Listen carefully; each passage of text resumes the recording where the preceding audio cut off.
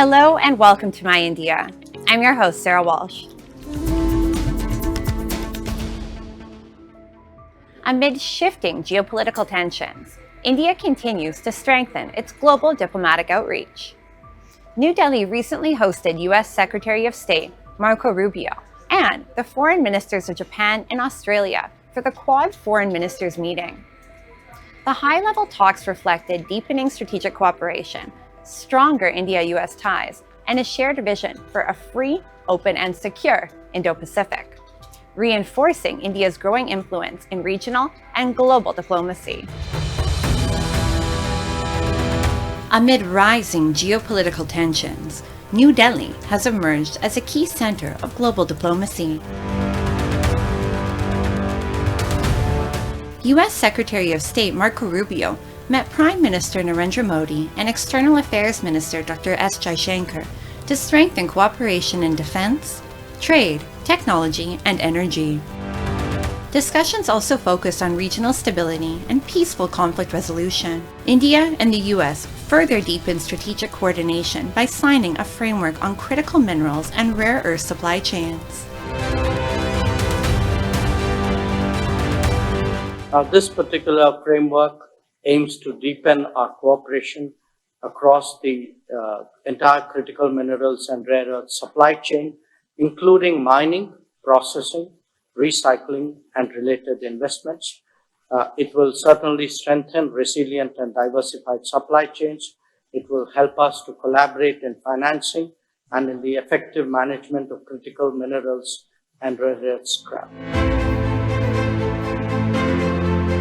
Highlighting the deepening India-US partnership, Secretary of State Marco Rubio said the world's two largest democracies share strong common interests and are steadily expanding cooperation across key strategic and economic sectors. We are the two largest democracies in the world, and so that alone is a baseline for incredible cooperation. But we have so many common interests that it makes all the sense in the world for us to continue to build, really, to build upon. This is not about restoring or reinvigorating. I see people use that terminology. This is about continuing to build on what is already a very solid and strong strategic partnership, one of the most important ones that we have, and I would argue one of the most important ones in the world.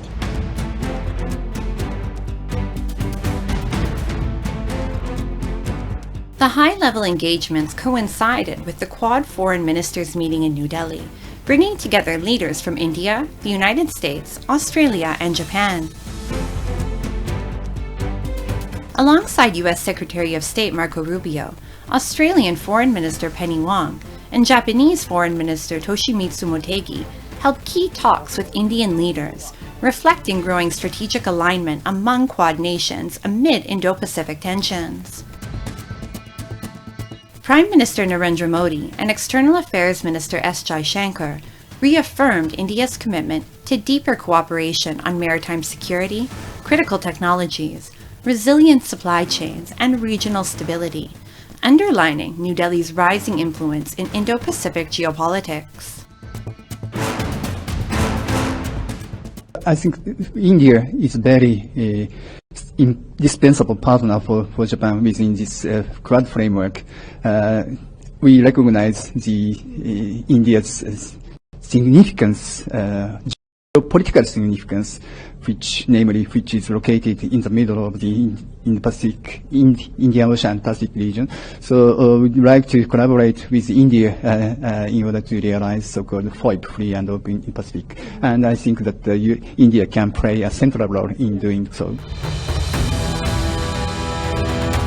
As the Quad sharpens its focus on practical cooperation, experts believe the grouping is moving towards a more action-driven framework.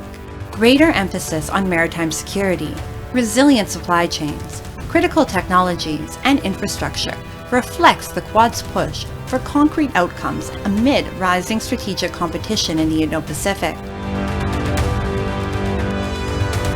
I think earlier what we saw during the time of Mr. Biden when summits were taking place, that the ambit, the umbrella of the Quad was becoming too large. and a little too unmanageable. And in terms of deliverables, we were not really seeing many results. But hopefully now that there are limited number of initiatives and all the countries are committed to those, hopefully we'll be able to see better results. But then I think the decisions have to be welcomed, but we have to clearly and carefully watch the outcomes also. The Quad meetings in New Delhi underline India's rising diplomatic role and deepening partnerships with major democracies.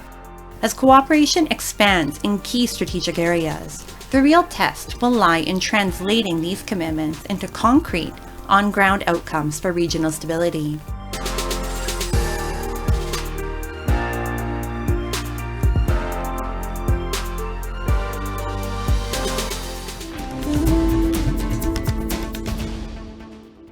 We now take you to India's Jammu and Kashmir, a region known worldwide for its breathtaking valleys and natural beauty.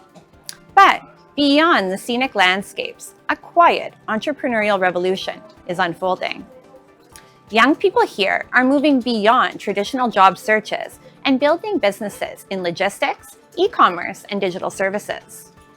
From delivery networks in remote mountain areas to taking authentic Kashmiri products to global markets, a new generation is reshaping the valley's economic future.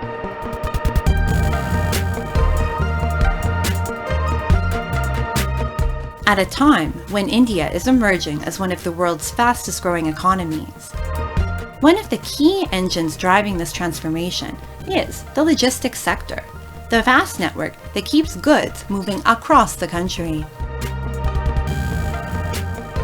In the era of e-commerce and digital business, the demand for fast and reliable delivery services is growing rapidly, and this change is no longer limited to major cities.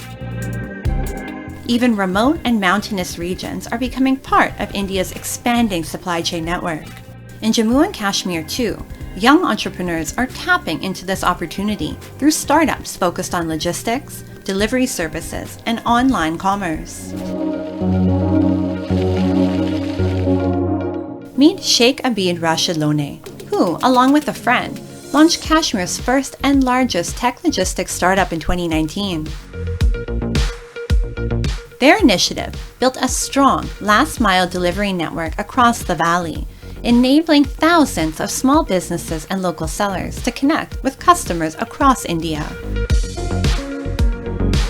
Today, this startup delivers Kashmiri products to more than 19,000 PIN codes across the country and to over 55 countries around the world, taking the valley's businesses from remote mountains to global markets. हमारा basically जो warehouse जो हम बोलेंगे logistic company का जो warehouse है हमारे लगभग 22 वेयरहाउस जम्मू एंड कश्मीर में है और जम्मू एंड कश्मीर के बाहर भी हमारे लगभग 6 वेयरहाउसेस चल रहे हैं. हमारा यही काम होता है बेसिकली जो भी आप ऑनलाइन खरीदेंगे या बाय करेंगे हम बिजनेसेस या वेयरहाउस से उठाते हैं और वो आपके and product last mile delivery करते हैं. The biggest strength of this startup lies not just in its delivery network, but in the opportunities it has created for local youth. Today, a large number of young people in Kashmir are working as delivery partners, warehouse staff, and back-end support teams. Many are also being connected to the growing delivery ecosystem through electric vehicles, helping them earn independently and build sustainable livelihoods. हम लोग EV deploys कर रहे हैं without हम उसका कोई charge लेते हैं लड़कों से, हम उनको ईवीज देते हैं, वो डिलीवरीज करते हैं. और प्लस हमारे कुछ आउटलेट्स प्रोग्राम्स हैं, जैसे कि कोई यूथ आ गया कि मुझे कोई काम चाहिए, अगर उसका बैकग्राउंड अच्छा होगा, बीजीबी परफेक्ट होगी, तो हम उसको फ्रेंचाइजी देते हैं या उसको अपना एक चैनल पार्टनर बनाते हैं. Another startup in Kashmir is also playing a key role in taking the region's traditional products to newer and wider markets. With every parcel shipped, it is not just a product that reaches customers, but a piece of Kashmir's rich art, heritage, and culture. From intricately embroidered garments to handcrafted fashion products, locally made items are carefully curated, packed, and delivered to customers across India and abroad. Young entrepreneurs, designers, packaging teams, and marketing professionals are all working together in this growing ecosystem, helping local artisans and skilled craftsmen connect with larger global markets. तो हमने एक ऐसा platform बनाया, एक ऐसा model ढूंढा जहां पे ये जो प्राइस है प्रोडक्ट का, उसमें एक तो आर्टिजन की वेज तो है ही है, लेकिन उसके अलावा उनको उस प्रोडक्ट की प्राइस में से एक परसेंटेज मिलता है, जिससे उनकी जो इनकम है वो 2 गुना 3 गुना हो रही है। तो जितने भी मेजर क्राफ्ट हैं कश्मीर के, चाहे वो हमारा पश्मीना हो, चाहे वो हमारे कारपेट्स हो, पेपर मैशी, इनको गवर्नमेंट ने जीआई के टैग में डाला हुआ है। और हमारी ये कोशिश है कि हमारी वेबसाइट पे जो कलेक्शन हम बिल्ड करते हैं उसमें प्रोडक्ट्स जीआई टैग वाले भी अवेलेबल हैं, तो कस्टमर्स ऑनलाइन जाके उस कोड को, यूनिक कोड जो उनको जीआई टैग के थ्रू मिल रहा है, उसको वैलिडेट करके ये जान सकते हैं कि उन्होंने जो प्रोडक्ट परचेज किया है वो ऑथेंटिक कश्मीर से बना है।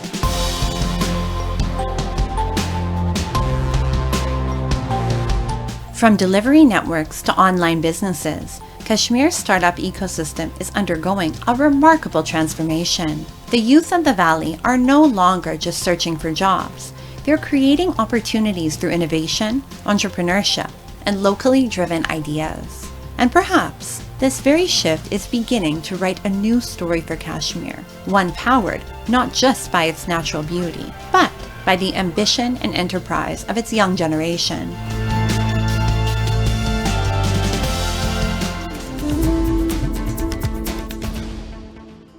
India celebrated Eid al-Adha with devotion, joy, and a spirit of togetherness.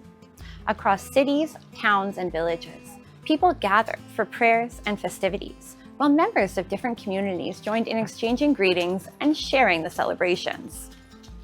The festival once again reflected India's enduring tradition of cultural harmony, where diverse cultures and faiths come together in mutual respect and unity.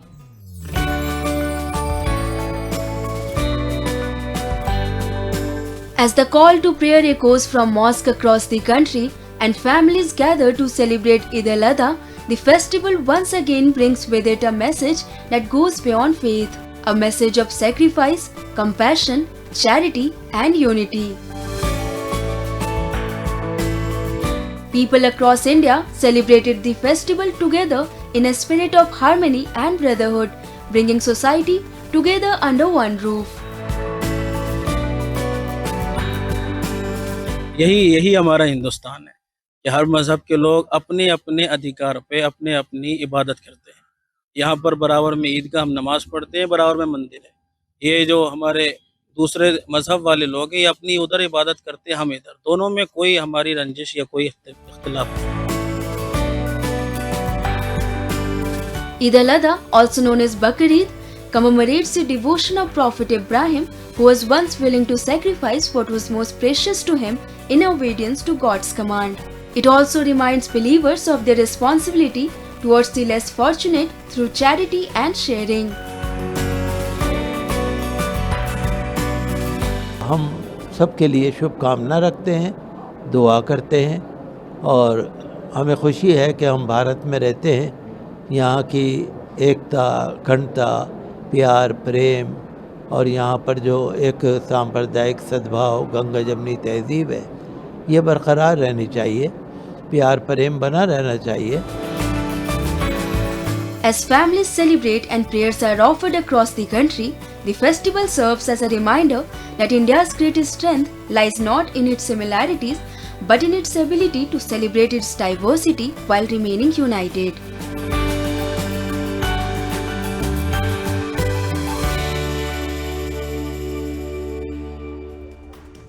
Now, let's delve into World in Focus, featuring the latest global developments and events shaping our world.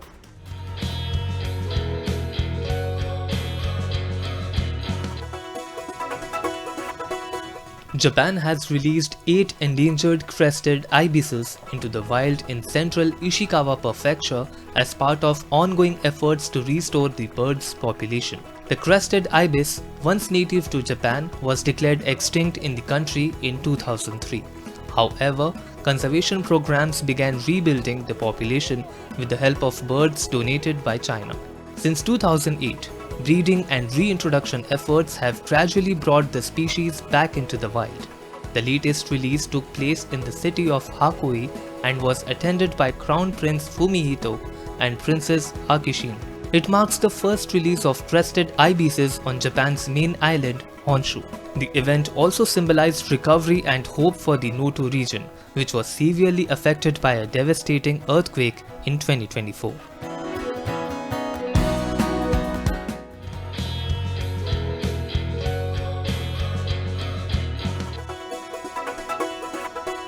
"200,000 people gathered in Spain's Lleida to eat 14,000 kilograms of snails over a 3-day festival in a celebration that began decades ago among local families and is known as the world's largest snail-eating festival.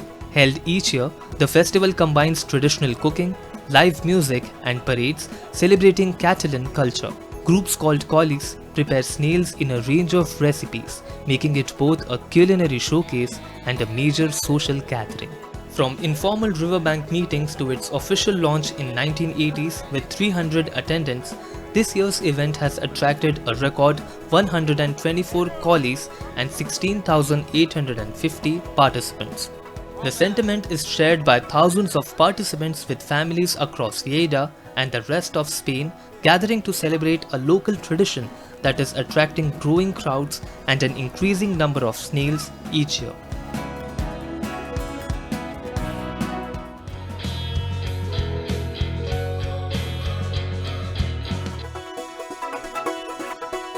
An Inca citadel in Peru containing thousands of small gold, silver and copper artifacts could be a site comparable to or even more significant than the famous ruins of Machu Picchu, said an archaeologist leading the ongoing research.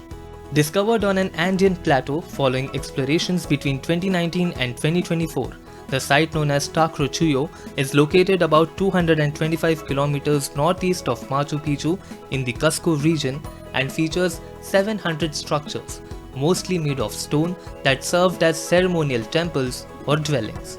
Machu Picchu, located atop a mountain at 2,440 meters above sea level in an area of about 5 hectares, was revealed to the world in 1911 by the American explorer Hiram Bingham. Peru is home to hundreds of archaeological sites, including citadels built before and during the Inca Empire, which ruled over part of South America more than 5 centuries ago, stretching from southern Ecuador and Colombia to central Chile.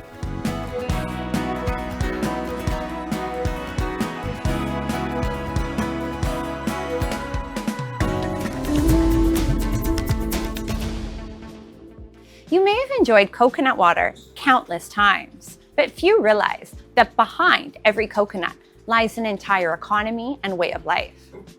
We take you to India's Andaman and Nicobar Islands, where coconuts are far more than just a tropical fruit. They're deeply connected to the region's culture, livelihoods, and local economy. Today, coconut farming is evolving beyond traditional agriculture, creating new businesses, sustainable tourism, and livelihood opportunities across the islands.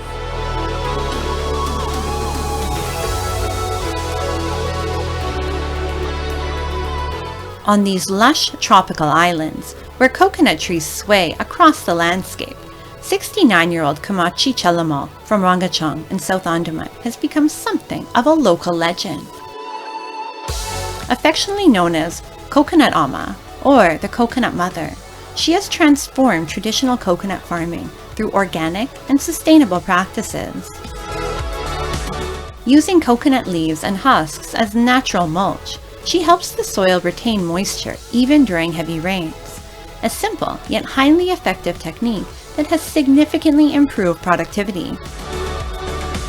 Today, her farm yields nearly 5,000 to 6,000 coconuts every 2 months. More than just a successful farmer, Coconut Amma has become an inspiration for farmers across the islands, proving how traditional knowledge and sustainable innovation can go hand in hand.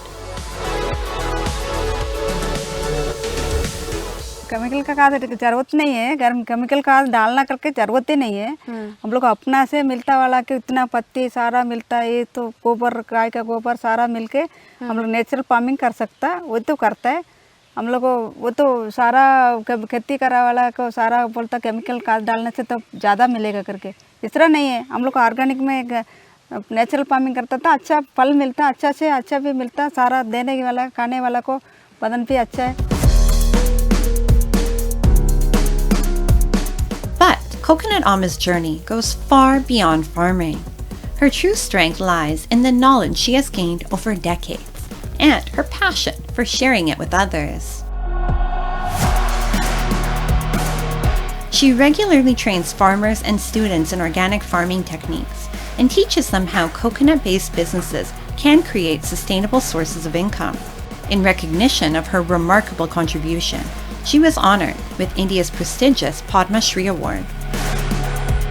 At an age when many choose to slow down, Coconut Amma has transformed her farm into a vibrant, eco-friendly learning space, inspiring a new generation through sustainability, innovation, and community-driven growth. तो हम लोग ऐसा बनाए हैं spices garden Andaman बोल के, हम लोग गूगल मैप में भी रजिस्टर कर चुके हैं एग्रो टूरिज्म में। जैसा कि जो भी टूरिस्ट आएंगे, स्टूडेंट्स हो गया, कोई भी आएंगे तो विजिट करेंगे हमारा फार्म में, क्या क्या प्लांट्स है और किस तरीके से हम लोग खेती कर रहे हैं और उससे क्या मुनाफा हो रहा है और उससे क्या वैल्यू एडेड प्रोडक्ट बना सकते हैं।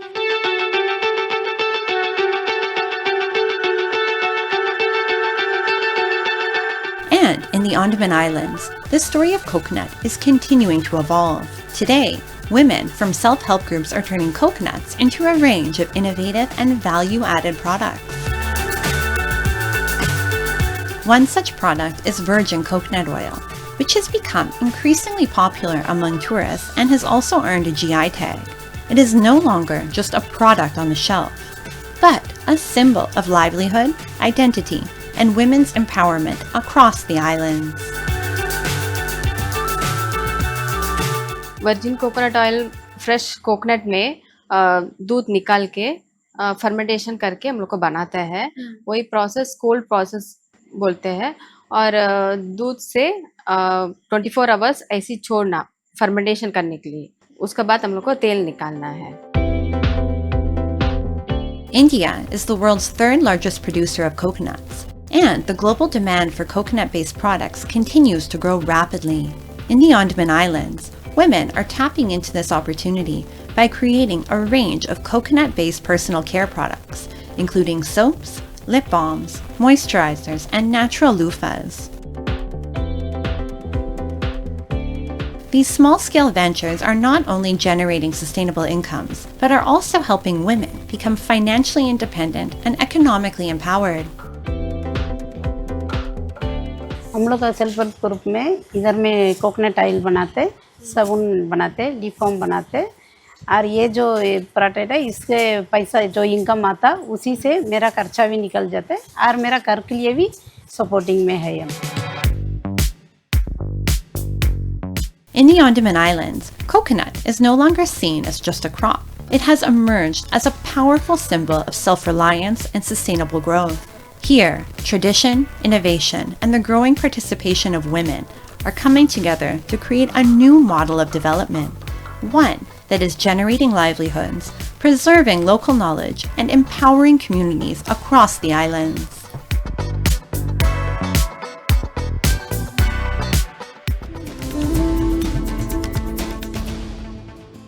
In today's digital age, where trends often go viral overnight, we take you to a village in eastern India that has quietly built a global identity through art and tradition. This is Chirudi village in the Indian state of Jharkhand, now known as the Art Village. Here, young artists are preserving the ancient tribal Sorai art form on the walls of their homes, while also using social media to take the centuries-old tradition to audiences across the world.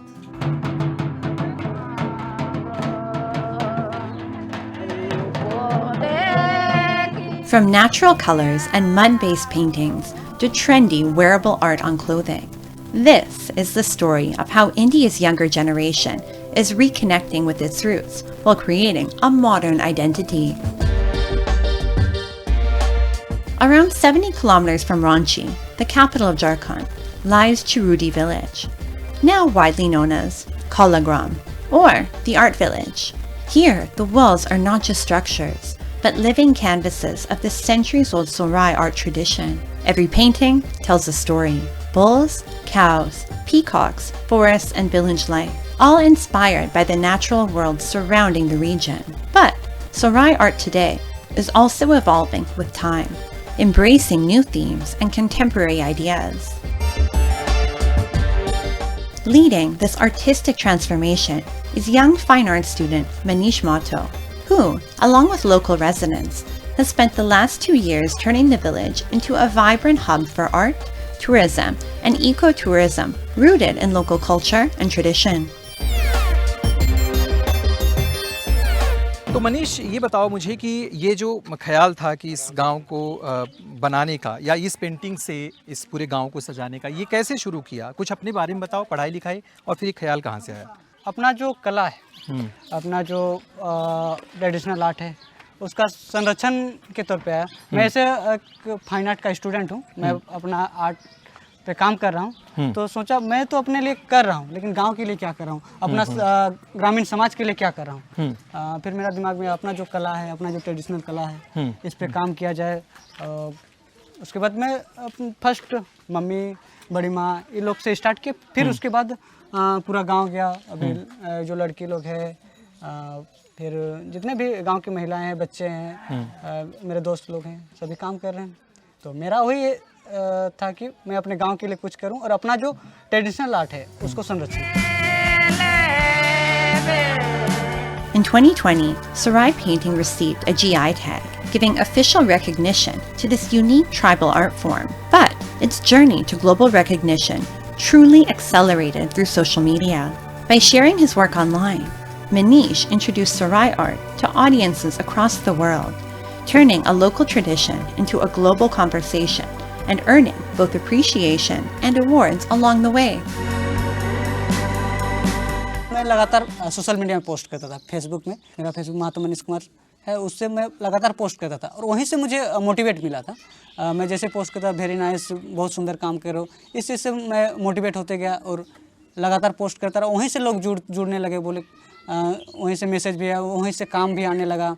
बाहर से जितने भी लोग आते हैं वहीं से आते हैं।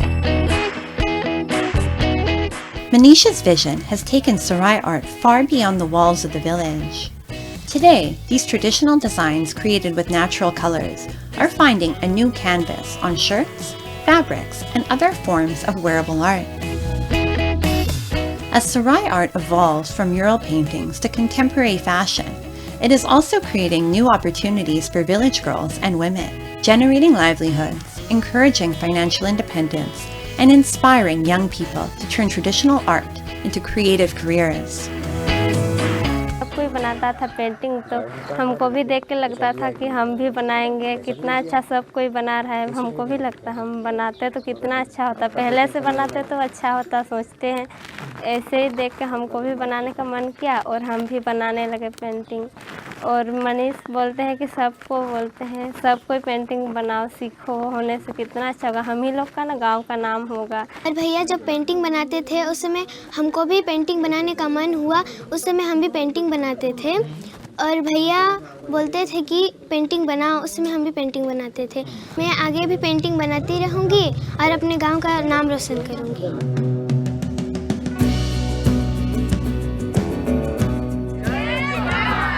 In Chirudi, tradition is no longer confined to the past. It is being reimagined by a new generation. Through art, innovation, and digital platforms, these young artists are proving that local heritage can find a powerful voice on the global stage.